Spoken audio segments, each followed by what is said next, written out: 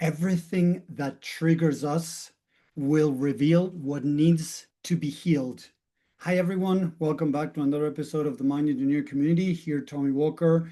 I'm sharing insight and tools to help you guys go through life challenges in a better way. And this is a topic that I want to bring because this is something I talk to most of the people that I work with that come with me with different problems. Like, my wife triggers me, my kids triggers me, my mom triggers me, my dad triggers me, my boss triggers me, right? Different things that are happening for us. And as I always say, I believe that we're spiritual beings living a human experience. So if we are spiritual beings living a human experience, what I believe is that we have what I have learned are called soul contracts. What does that mean? That I'm going to ask from my soul to another person to treat me or say specific things because as I feel hurt, disrespected, whatever, is an opportunity to see what I need to heal. Because seriously, if I have something in my back and I cannot see it, and I would like to find out if I have something in my back that is hurting, bothering me, right? Hey, Laura, thank you for stopping by. So what happens, I'm going to ask somebody to go back there and check if I have something in my back. And they might say, oh, yeah, Tommy, you have a puncture thing, you have you're bleeding or whatever. So I could ask people to help me see my blind spots, right? So from the soul, I believe that we're here to evolve. We're here to become our greatest version. As the Bible says, 14:12, from John 14:12, it says that we're meant to do what Jesus did and much more. If you look at Hinduism, the same thing, we're meant for greatness. If you look at Buddhism, we're meant to become enlightened like the Buddha. So if you look to many spiritual groups around the world, they're all teaching very similar things that were meant for greatness. So if we are stuck still not being able to move forward, how would the soul try to get you out of where you are, right? Reveal your hurting things that need to be dealt with, heal, and of course, reprogram the mind to become more who you're meant to be. That's where the soul contracts come in.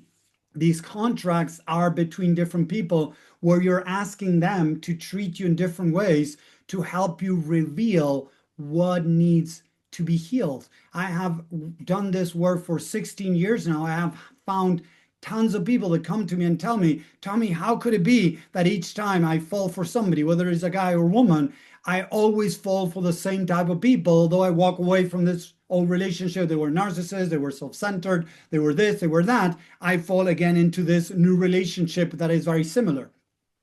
I have worked with people that go from one job to another and they find the exact same people. People that go from one group of friends to another's and they find the exact same people. If they are the common denominator, it's not about blaming yourself. It's just understanding that there is something there as an opportunity to grow, an opportunity that is revealing something that needs to be paid attention to. It's not about denying, it's about embracing. So imagine, I was once talking to a woman, Pilar, that she was always falling for the wrong guys, always falling for the toxic, narcissist, self-centered. This is how she described them, though, okay? Um, Emotionally unavailable. She would have a big list of the people that she would always fall for, although she didn't want to. So I asked her to tell me what type of men was she looking for. And she made a really nice list of men that she was looking for. And I said, okay, are your actions more aligned with the list of the men that you want or with the list of the men that you don't want? And she told me, yeah, Tommy, I don't know why I keep falling over and over with this list over here that I don't want to. So I asked her, where could you have learned that those are the type of men that you should be looking for? She's like, no, Tommy, I have no idea. No, who taught me this? This is nonsense, whatever. And she started kind of saying that it made no sense that somebody taught her that, right? At the beginning, she was kind of denying it. As we started exploring the subconscious mind, going deeper, she started remembering memories from her past when her dad would be a truck driver. And each time dad left the house, mom would speak really badly about dad to the daughters. So the daughters, in this case Pilar, started saving, kind of recording into her mind what type of men is dad. Listen to this. It's weird, but this is how it works. What type of man is dad? So if dad is this type of man, now I'm going to need to go find those type of people. And she wasn't doing it consciously, because consciously she didn't want the type of people, but she would fall for those type of people because mom had taught her that that was dad.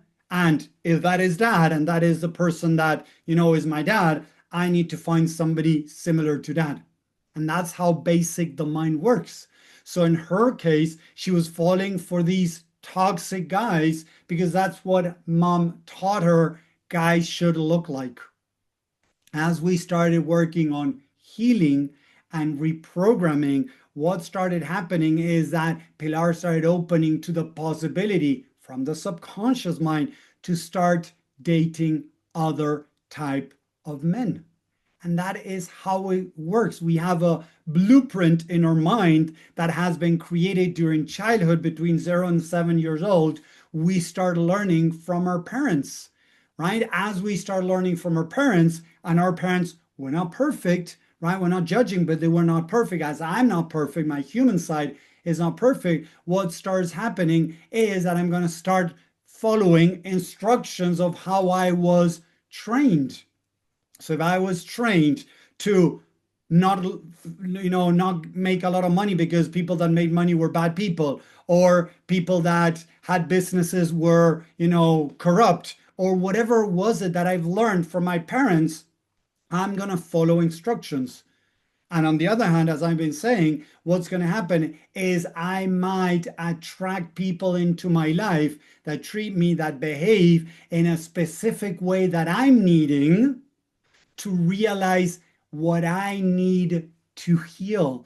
Nowadays, so many people around the world are throwing around the word narcissist, like blaming everybody else as being a narcissist, right? But the truth is, we need to understand that many times, if I keep falling for narcissistic, traits for people that are narcissistic, maybe there is something there that you need to work on. Maybe your mom was a narcissist. Maybe your dad behaved like a narcissist, and you have also narcissistic traits. And a lot of people don't like listening to this. But if you keep falling for these type of people, don't get me wrong, walk away if you want to, but ask yourself, what do I need to work on? The biggest thing to do is to take the opportunity to learn from every possibility of the things, the circumstances I'm going through. Hey, Romana. Hey, Suzanne. So when we're struggling, we need to understand that it is an opportunity to go deeper, to identify what is not healed within us. What are the stories, negative patterns that we have created since childhood that are now causing these circumstances? So I love something that says Peter Crone all the time is people are and circumstances are going to reveal where you are not free. And I like to say it is where you're not totally healed, where there is any type of unresolved issue. So it is an opportunity to deal with what's going on inside. So if people are rejecting you, if people are judging you, if people are not seeing your value, if people are not recognizing you, ask yourself, write it down. My mom is not recognizing me. My partner is not valuing me. My boss is not seeing my value, is not whatever. Write it down. This person, blah, blah, blah, blah, blah. This person, blah, blah, blah, blah, blah. This person, write it down, guys. Write down the things that other people are doing or saying that are bothering you. They're making me feel that I'm not recognized. They're making me feel that I'm not valued, that I'm inadequate, that there's something wrong with me, that I'm not valuable, that I'm not lovable, that I'm not, whatever it is. And then I invite you to change the name of the person and write your own name. Tommy is making me feel not valued. Tommy is making me feel not recognized. Tommy is making me feel not good enough. Because at the end, you are your best friend or your worst enemy. And for most cases, A lot of people are their worst enemies and they're rejecting themselves. So now what's going to happen is they're going to attract people into their life that are going to reject them too. Why? So that they can reveal how they are rejecting themselves so they can heal, start rejecting themselves, and suddenly the world around them is going to start changing. So many times, the world that we're seeing is based on our own filters, our own behaviors. So if you're not treating yourself in a very respectful way, you're going to attract people into your life that don't treat you in a very respectful way. If people are rejecting you on the outside, ask yourself, where are you rejecting yourself? Because as I always say, we are going to attract people that are going to treat us how we're treating ourselves. And a lot of people don't like accepting that, so they're going to blame others for their own frustration, their own unresolved issues. But at the end, it has to do with you and only you. So now, when we regain our power, as we regain our power, now we can start changing the world that we're living in. Yes, we can change the world that we're living in by changing our own unresolved issues, old programmings, right? The way we treat ourselves, because the more we treat ourselves in a more loving way, suddenly things start changing around you. The better you treat yourself, the better you're going to see how other people around you are going to treat you, because that's how the universe works.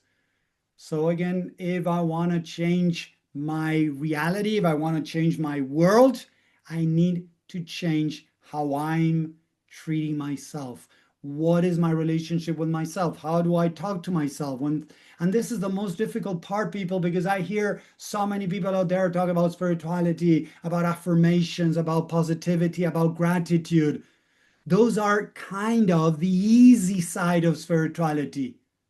True spirituality comes from practicing, and this is one of the most difficult things there are, loving and accepting every part of us. Because when we love and accept every part of us, that's when the magic, quote unquote magic, starts happening. When we're able to start making changes. Because remember, most of our human behaviors are the byproduct of a lack of love. So when I don't have love, I'm going to create behaviors to go out there and try to find that love on the outside. That could be having, a bigger house, having nice toys, traveling, having a bigger, a better car, having a successful business, making money, staying fit, whatever. Most people are using external things to try to feel good about themselves. But when they achieve that, now they move on to the next thing. So if they're looking to become fit, once they become fit, they want the next thing, whatever that is, maybe money. The people that make money, suddenly they start making money. Now they want to make more money. The people are making more money. Now they want something different. So it's a race that we're in this in this search that we're in of trying to feel better about ourselves, to try to feel loved, accepted, recognized, and validated. And we're looking for that on the outside. Unfortunately, we cannot control the people around the world to validate us, to recognize us, to love us. No. And more so, if you're an entrepreneur, forget about it, because there's going to be people that are going to throw shit at you. My account on TikTok, one of the accounts that I have several in Spanish and English to different niches, right? One is growing very fast. And I have a lot of people throwing shit at me. I have a lot of people that are loving my content, but now a lot is a very few percentage, but it can seem like a lot of people throwing shit at me. That speaks about them, not me. So I keep posting. I keep doing what I need to do to share it with the people that are willing to listen. But if I treated myself like crap, if I keep rejecting myself, whenever somebody rejects me, that shows me how I'm rejecting myself. And then I go into shutdown mode and I don't do what I need to do, whether it is for my job, for my business, for my family, for myself, whatever that is. So I want to share this to you so that you can understand that whatever is happening to you, whenever you're getting triggered, it's an opportunity. It's revealing where there is some healing needed to help you grow even stronger and more wiser. So take that as an opportunity. So when a trigger comes, I feel I'm not good enough. I feel that this person is not giving me the value that I would like to, is not respecting me as I would like to. Ask yourself, how am I creating this situation? Why am I creating this? What do I need to learn? When I start doing that, I'm start telling myself that I'm in charge, nobody else. And it's me and only me that can change my reality. But if you keep expecting to get together with people that are going to lift you up, that are going to love you, accept you, validate you, recognize you, unfortunately, it ain't going to happen as you would like to. Why? Because it's up to you and only you. Only you can make the change that you're looking for in your world. Nobody else. So keep working on that. So whenever you get triggered, look at it as a gift. Why is my soul creating? Why is spirit, soul, whatever you want to call it, why is universe, soul, spirit creating this for me? And I am accepting this again from soul. I am accepting this. What can I learn from this? So when you start asking that question, it makes it easier to take responsibility, heal, reprogram whatever is getting you stuck to be able to start making those deep changes that you're looking for. So I hope that makes sense. Let me know on social media if you're watching this, if you're enjoying this, what you think about this, if you've heard this before, and if you practice this, please let me know there. And if you're enjoying this or you want to follow me on YouTube, please follow me. Click that follow button where I share more insight and tools to help people start making changes in their mind and then in their world. So thank you, Laura. Thank you, Jana, for watching, and I'll see you next time. Bye, everyone. Have a great week.